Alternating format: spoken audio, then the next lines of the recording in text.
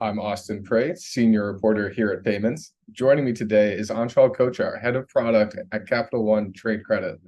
Thanks for joining us today, Anshul. Thank you for having me here, Austin. Looking forward to the discussion.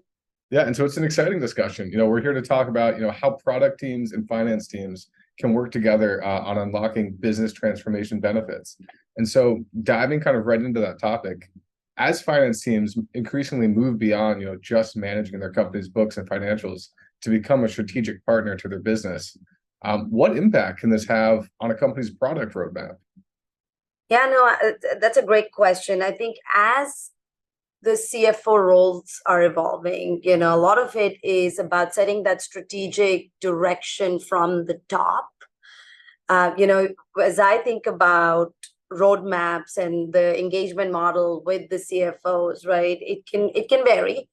But as the role is evolving, and if we can bring in the focus on what are those strategic drivers for the P&L items that the CFOs truly care for, and then gain an alignment there as far as from a strategic direction for the business, what areas are important, that right there can set the tone for what the rest of the roadmap looks like, right? So if the business is heading towards areas which requires more investment towards revenue drivers, then you choose those, and in alignment with CFO, with their support, is a joint strategic alignment there. Versus businesses go through cycles, right? And if there are areas where we're looking for in a capital constrained environment, where you're looking for ways to create a little more leverage for your business by freeing up capital elsewhere, right? There is an efficiency play. And I think in that case, the direction there that jointly determined between the leadership at the CFO level, at the product level, at the GM level, that can set the tone on what the product roadmap really looks like. Totally. And you touched on this a little bit in your answer just now, but what does the ideal relationship between a chief product officer and a chief financial officer look like? And then maybe, against that kind of ideal, what are the realities of how it might look today?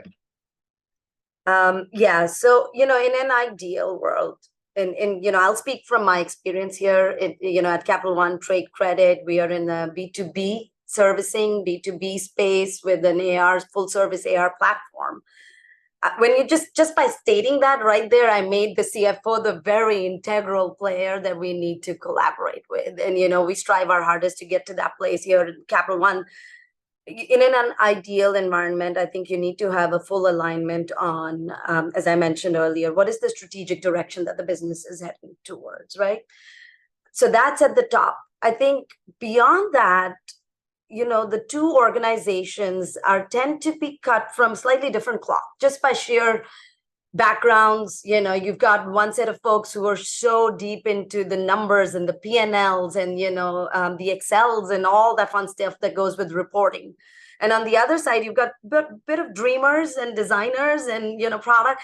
So if you don't make a concerted effort right there to bridge that gap in collaboration, I think then you run into problems. So in an ideal setup, you would have a much better understanding of what a day in life of product looks like, what a day in life of a CFO looks like. And I think, again, bringing back to AR solutions, I think our CFOs give us an amazing insight into what the ultimate customer on the back office, what areas can be delight moments for them, right?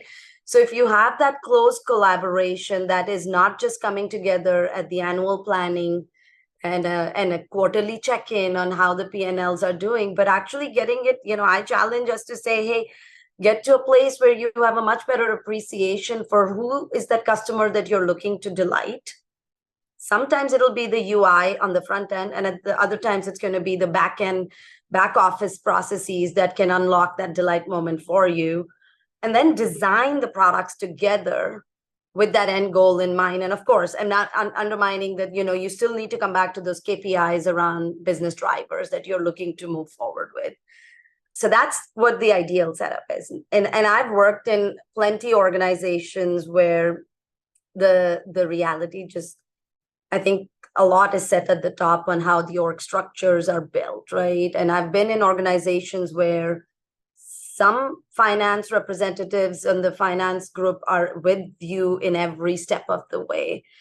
And in some, just by the sheer inertia of how the organizations are set up, it's a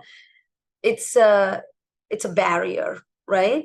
And you're almost trying to figure out what that right model should be to be able to get your approval on the budget and then go back to business, right? And so I think the reality here is that there needs to be a concerted effort and commitment from the top, in that we're all in it for one business. Product is a mechanism that's actually building closer to tech, building what those solutions are going to be, but the CFOs also play that critical role in setting the tone for where the business should go. Sorry for the long-winded answer. Oh, no, I think that's exactly right. Those you raised a lot of great points. And kind of maybe digging into one of them, you talked a little bit about kind of, these back office investments. And the finance department is often, maybe not ironically, but it's one of the last places to receive an investment within an organization. Maybe those CFOs, they're trying to, as you said, make it start from the top, like no spending, but investments can definitely be worth it. And from your seat as a chief product officer, what are some of the overlooked growth areas that CFO peers should focus on? Yeah, I mean, it's ironic. And it's unfortunate that somehow, in all of the budget allocation and the power that sits with them, you often hear how the finance functions are underfunded on some of the enhancements they're looking to do. I think a lot here hinges on that advocacy for, how those processes, how those back office functions and areas where we are putting some cases resource intensive, capital intensive BAU processes, how much power can be unlocked there through innovation, right? And that advocacy sits, I think it's both product's role as well as the CFO's role to draw that awareness towards, even if we did nothing today, we've got X% of our capital locked in these, sort of legacy processes. And that are ripe for errors, failures, right? Everything needs the love and the nurture. And in a technology forward company, I know one for a fact, this is a lot of conversation that happens internally within my business unit, trade credit, and Capital One. And this is a priority. It is a focus to be able to say, hey, how do we take that back office process when you're in a full service AR solution? We know what it takes, and they shouldn't have to suffer on the back end. If you built a UI on the front end that is saddling you with a lot more room for error for servicing down the stream, then your end customer is not happy regardless, right? So the question is, how do you take the focus away from that, just the front end customer, and also say, my finance unit, in a B2B setup, the finance function is also a customer. And that is a moment for me to say, prioritize those enhancements and unlock some delight and excitement and wow those customers to say, hey, I want to work more with these guys because their credit process and coming in, the underwriting is seamless. And then, how money flows is seamless and less error. So I think there's a lot you can unlock from a growth potential there. Yeah, I mean, it is important to remember, the customer, the business itself is a customer. Yeah. Yeah. And so, maybe building on or continuing with that same kind of product-centered perspective, are there ways to transform, kind of routine or mundane programs and processes like the credit and buying experience in ways that, can help a business grow in expected ways? Maybe sticking with that B2B space and kind of the commercial occasion. Yeah, and I think it goes back to, you have to look at the whole accounts receivable, as a part of your proposition. So while you could say, hey, when someone comes in, they're looking to apply for credit, they're looking to come in, one click, move on, right? That function in itself has a lot of backend processes at play to make that happen. The actual interface on an app portal, on a web UI here, that's just in some ways the face of it, right? what is powering it at the back is obviously you need stable technology, but also you need streamlined processes. You need data that will say, hey, how much more can I know about this applying customer to be able to make this credit approval faster, to make the credit approval easier, to make the even the servicing when someone is our customer. How do you make these somewhat mundane processes, an opportunity to actually be a differentiator for you, right? And how I'll just reiterate, something I just said earlier, going back to in a competitive landscape where, there are so many different new entrants looking to solve for tiny portions, tiny portions of what that full service solution looks like, right? It's almost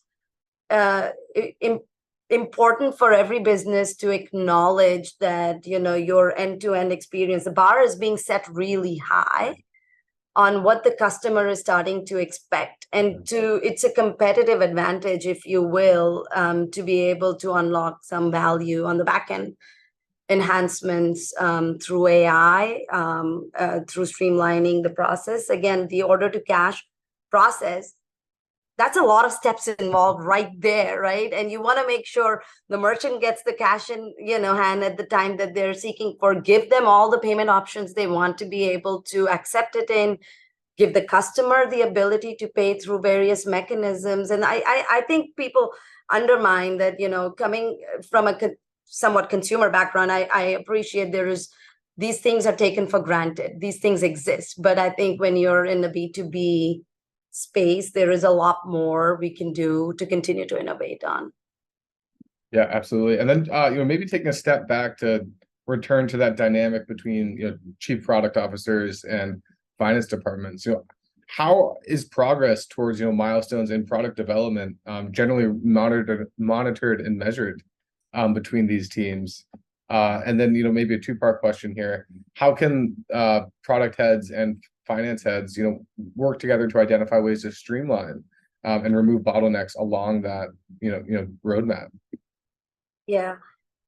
Tactically speaking, as far as the delivery mechanism, every business unit has a variety of tools people use, whether you're an agile organization, Kanban, there's various mechanisms from a delivery standpoint one can leverage and continue to innovate on.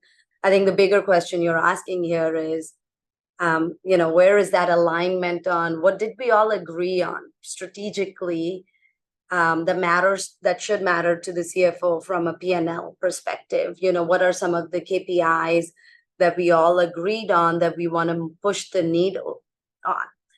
Now, in some cases, I think this is where the trade-off, having CFO in your corner right from the early stages of when you're deciding where we want to put our money helps, right? Because in some cases, it may be that we have jointly agreed we're going to focus on the longer term benefit of a platform investment, which may not yield an immediate push the needle on the immediate result, but in the longer run gives us better fraud tools, better mechanisms to leverage more data and provide better credit experience to the end customer, right? So those trade-offs help when you have that collaboration with the CFO.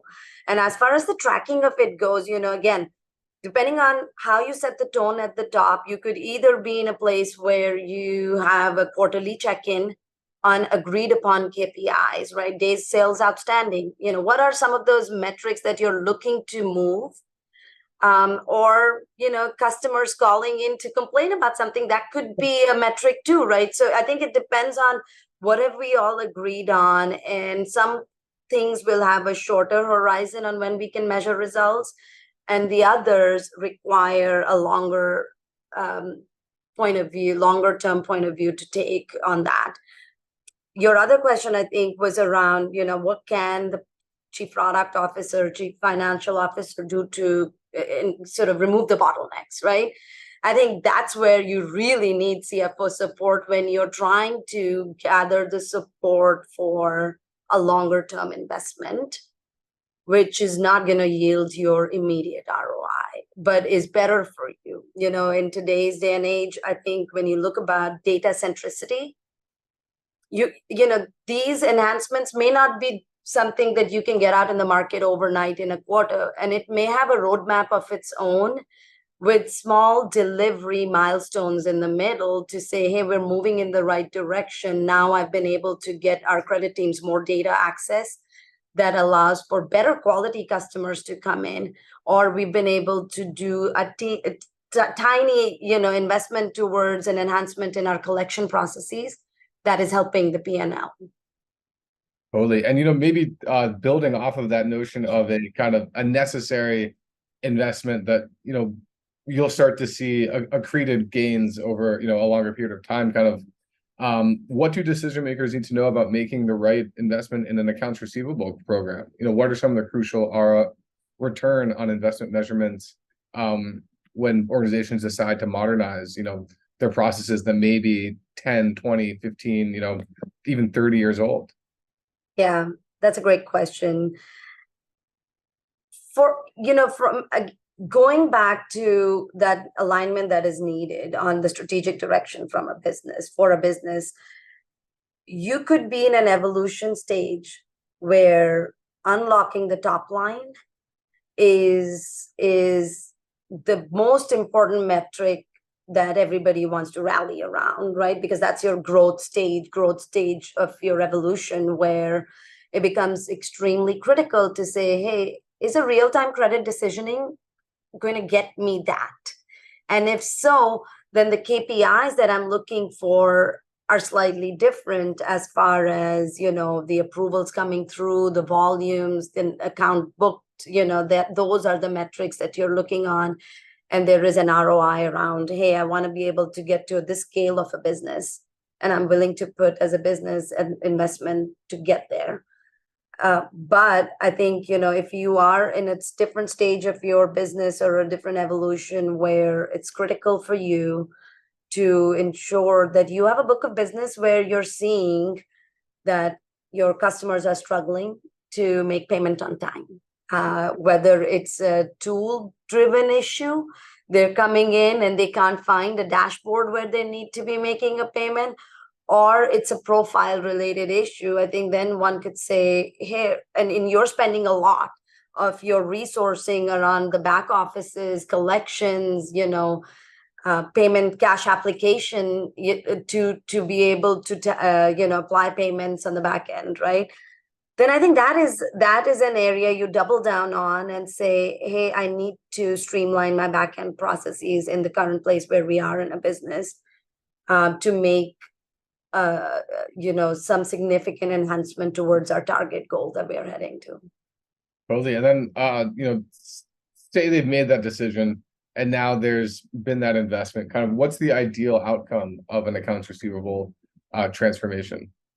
Yes, it's back end, it's account receivables. It's not your glamorous experience of walking into a store and grabbing that phone that you want, right? But what it matters to a business that is applying probably means way more to them, and being able to sustain a lifestyle for their families they've chosen and invest in that business. So to me, I think it's that same opportunity there of delight to your end customers. The end result really is you have a, you know, if you are a business which has a streamlined accounts receivable process, at the end of the day, you're a healthier business. You have fewer reasons for your customers to be disappointed, whether it was a system failure, whether it was a manual error.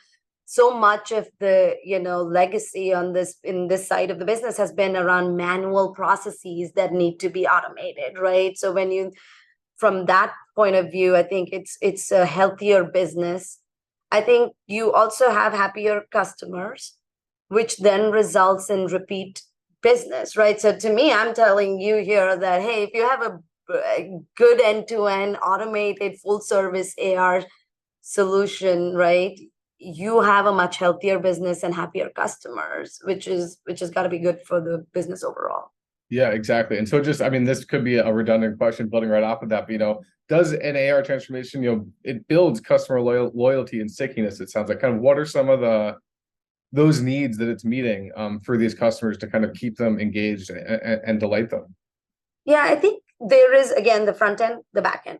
From a front end perspective, if you're a business, you have so much going on. Again, remember this is a B2B space. Yeah. You're a business owner, you have a few other associates you're managing, you're trying to manage the lines. You want to keep this process as simple as possible for you to give control to your associates that they can continue to progress your business forward. And you want whoever that merchant partner is that you're engaging with, to be able to have tools and services that will make you doing your business easier, right? And once you experience good, I think stickiness is right there, right? It's hard to unsee a good experience. And I think that to me is a big differentiator for businesses. And that's something we continue to challenge ourselves, right? Within Capital One Trade Credit, to look for those innovative ways, whether it's enhancing our acquisitions proposition or the collections, whatever it may be, right? Is that moment to make sure that the businesses have the power to focus on what they need to do, run their business. Then comes the back end. If you are a service provider and you are able to help, or even if it's an in-house business that is looking to bring on automation into services that will help you automate the business, I think in that case, you do have happier associates. Yeah. Right?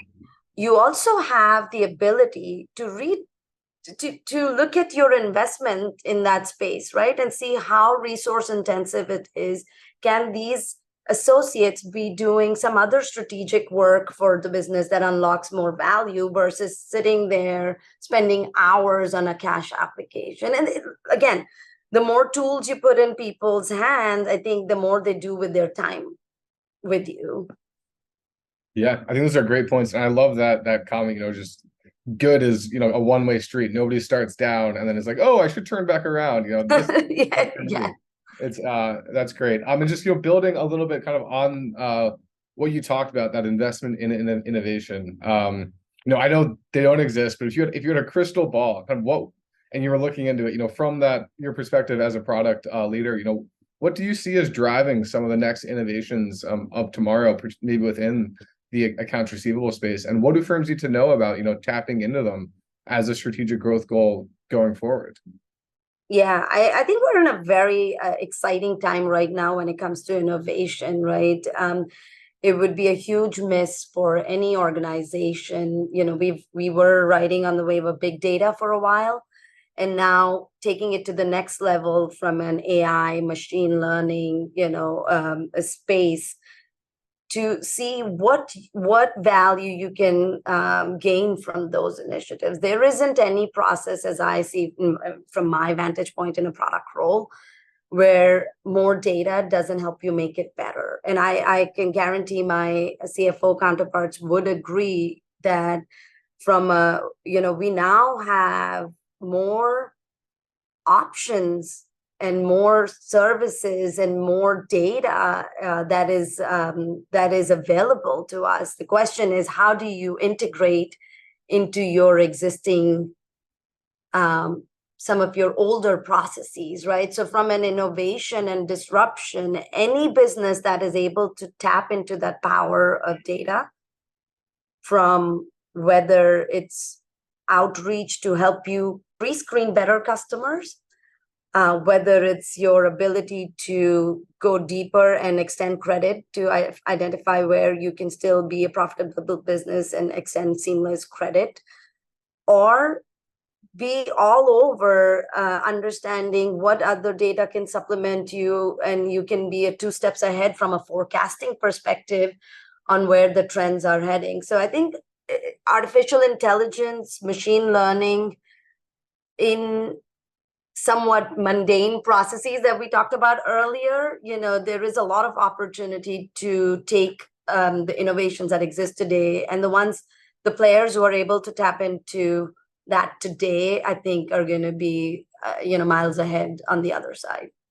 Awesome. Yeah, I think that's just a great note to end on. Thank you so much for your time today, Anjal. Really appreciate Thank you, Masin. I really enjoyed the discussion. Likewise.